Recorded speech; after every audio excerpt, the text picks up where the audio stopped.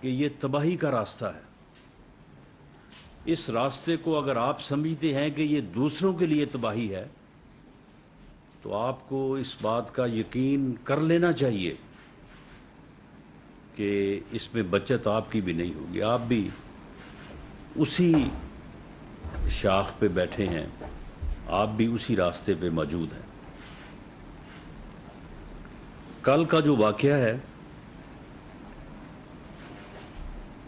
اپنی جگہ پہ وہ انتہائی تشویشناک، قابل افسوس اور قابل مذمت ہے.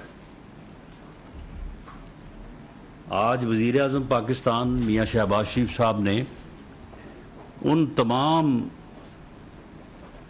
4 ہلاکتیں ہوئی ہیں اب تک اس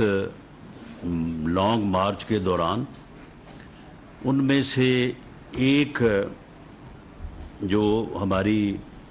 صحافی بہن تھی صدف، ان کی فیملی کے لیے کمپنسیشن جو ہے وہ وزیر اعظم نے پہلے ہی اناؤنس بلکہ ان کی فیملی کو پہنچا دی ہوئی ہے. باقی جو 3 لوگ، جن میں سے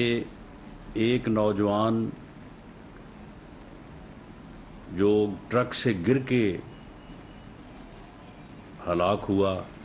اس کی فیملی کا تو میڈیا پہ بیان بھی چلتا رہا کہ وہ کرائے کے مکان پہ ہیں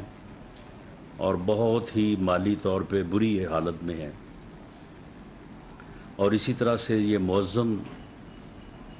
نامی شہری جس کے 3 چھوٹے چھوٹے بچے تھے، اور بڑا دردناک وہ میڈیا پہ سین جو ہے وہ سب نے دیکھا کہ وہ بچے کس طرح سے وہاں پہ اپنے باپ کی باڈی سے لپٹ کے تڑپ رہے تھے. تو ان تینوں جو ہے وہ مرحومین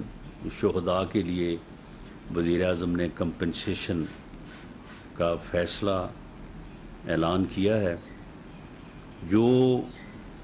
ان کا نمر بدل تو نہیں ہے. کسی کے پیارے، کسی کے سہارے کے چھن جانے کے بعد